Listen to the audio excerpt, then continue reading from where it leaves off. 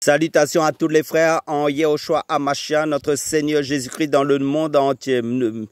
Bienvenue à toutes les nouvelles personnes qui se connecteront à la chaîne. Je suis le frère Serge de l'île de la Réunion, de l'île de la ville de Saint-Pierre. Et en fait, nous allons parler du 4e voyage missionnaire de l'apôtre Paul. Soyez tous les bienvenus. Et soyez encouragés à travers cette lecture pour toujours annoncer l'évangile de Christ, quel que soit le lieu où vous trouvez dans le monde entier. Donc, je commence la lecture à partir des Actes des Apôtres, chapitre 27, verset 1, par rapport au 4e voyage missionnaire de Paul. Lorsqu'il fut décidé que nous nous embarquâmes pour l'Italie, on remit Paul et quelques autres prisonniers à un centenier de la cohorte Auguste nommé Julius. Nous montâmes sur un navire d'Adrimite qui devait côtoyer l'Asie et nous partîmes ayant avec nous Aristarque, macédonien de Thessalonique. Le jour suivant, nous abordâmes à Sidon et Julius, qui traitait Paul avec bienveillance, lui permit d'aller chez ses amis et de recevoir leurs soins.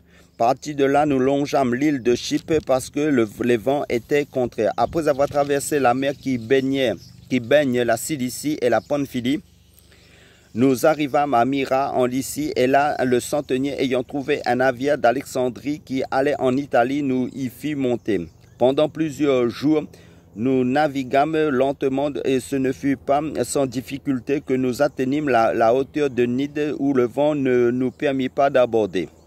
Nous passâmes au-dessous de l'île de Crète, du côté de Salmone, nous la côtoyâmes avec peine et nous arriva à un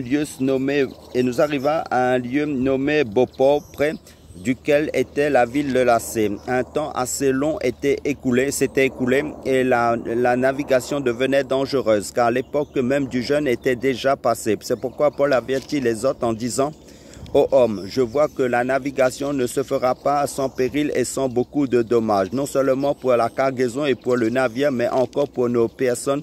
Le centenier écouta le pilote et le patron du navire plutôt que les paroles de Paul. Et comme le port n'était pas bon pour hiverner, la plupart firent d'avis de le quitter pour tâcher d'atteindre Phénix, port de Crète qui regarde le sud-ouest et le nord-ouest afin d'y passer l'hiver.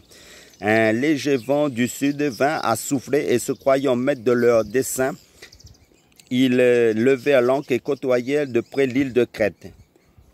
Mais bientôt un vent impétueux qu'on appelle Éragilon se déchaîna sur l'île. Le navire fut entraîné sans pouvoir lutter contre le vent et nous nous laissâmes aller à la dérive. Nous passâmes au-dessous d'une petite île nommée Clauda et nous eûmes de la peine à nous rendre maîtres de la chaloupe. Après l'avoir hissée, on se servit des moyens de secours pour ceindre le navire et dans la crainte de tomber sur l'assiette, on abaissa les voiles. C'est ainsi qu'on se laissa emporter par le vent.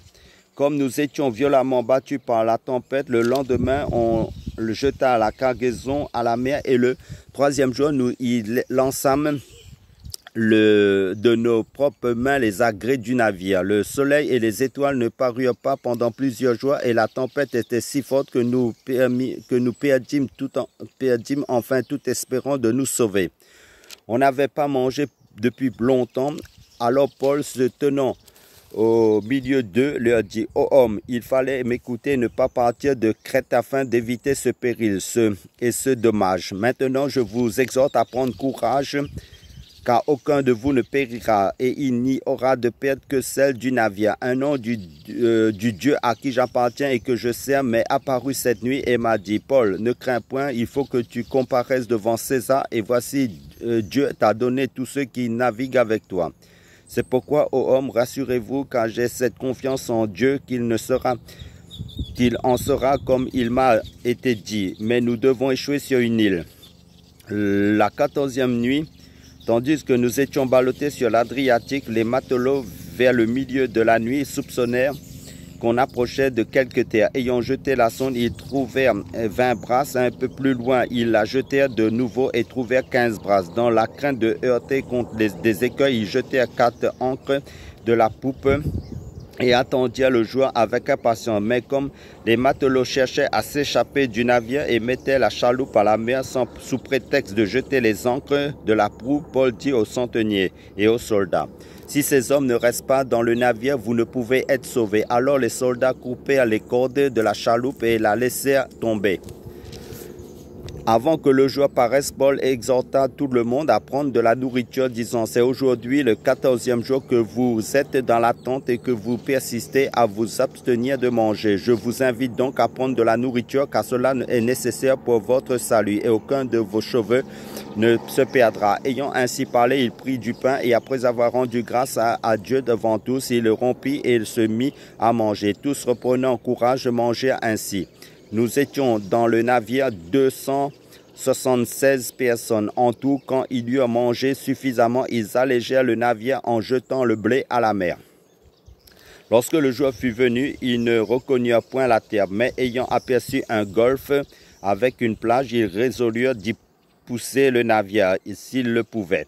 Ils délièrent les ancres pour les laisser aller dans la mer et ils relâchèrent en même temps les attaches des gouvernails, puis ils mirent au vent le voile d'artimon et se dirigèrent vers le rivage. Mais ils rencontrèrent une langue de terre où ils firent échouer le navire et la proue, s'étant engagée, resta immobile, tandis que la poupe se brisait par la violence des vagues. Les soldats furent d'avis de tuer les prisonniers, de peur que quelqu'un d'eux ne s'échappe à la nage. Mais le centenier qui voulait sauver Paul les empêcha d'exécuter ce dessein. Il ordonna à ceux qui savaient nager de se jeter les premiers dans l'eau pour gagner la terre, et aux autres de se mettre sur des planches ou sur des débris du navire.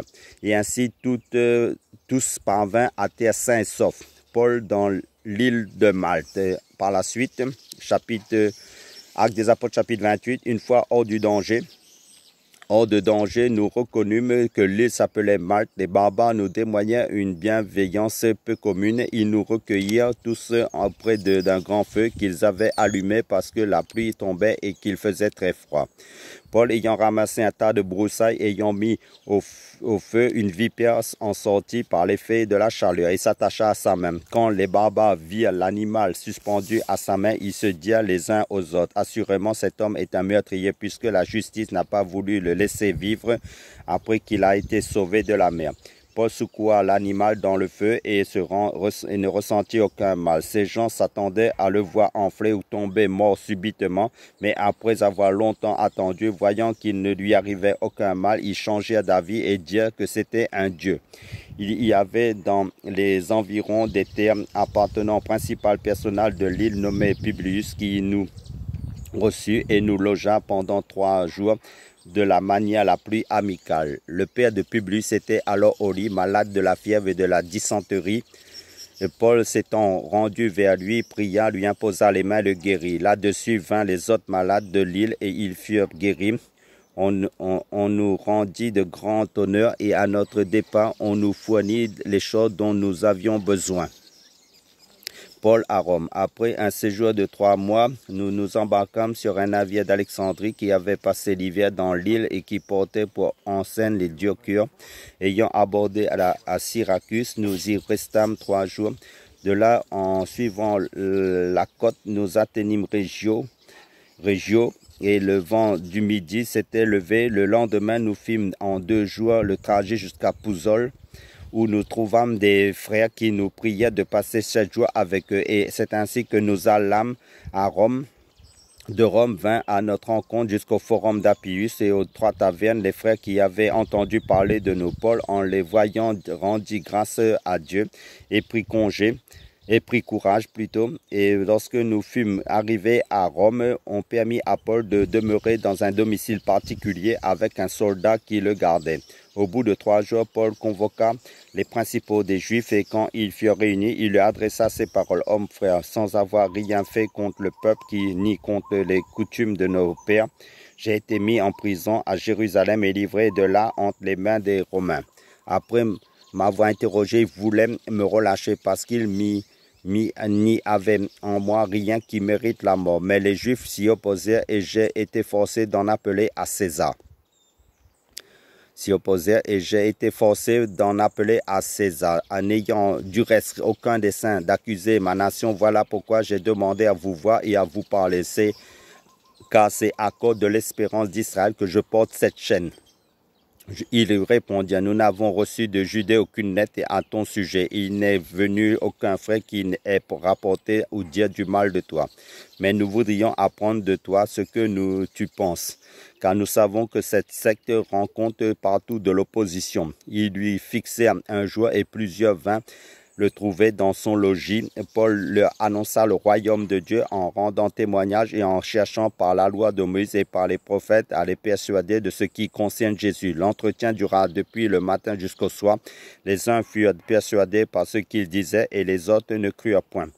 Comme il se retirait en désaccord, Paul n'ajouta que ces mots. C'est avec raison que le Saint-Esprit, parlant à nos pères par le prophète Ésaïe, a dit, va vers ce peuple et dit, vous entendrez de vos oreilles et vous ne comprendrez point, vous regarderez de vos yeux et vous ne verrez point, car le cœur de ce peuple est devenu insensible, ils ont endurci leurs oreilles et ils ont fermé leurs yeux, de peur qu'ils ne voient de leurs yeux et qu'ils n'entendent de leurs oreilles, qu'ils ne comprennent de leur cœur, qu'ils ne se convertissent et que je ne les guérisse. Sachez donc que ce salut de Dieu a été envoyé aux païens et qu'ils l'écouteront. Lorsqu'il eut dit cela, les Juifs s'en allèrent discutant vivement entre eux. Paul demeura 2 ans entiers dans une maison qu'il avait louée. Il recevait tous ceux qui venaient le voir, prêchant le royaume de Dieu et enseignant ce qui concerne le Seigneur Jésus-Christ en toute liberté et sans obstacle. Amen. Alléluia. Là, nous voyons que Paul, en fin de compte, arrive à Rome pour annoncer l'évangile aux Juifs. Il y avait certains qui est resté endurcis, mais d'autres ont accepté en fin de compte.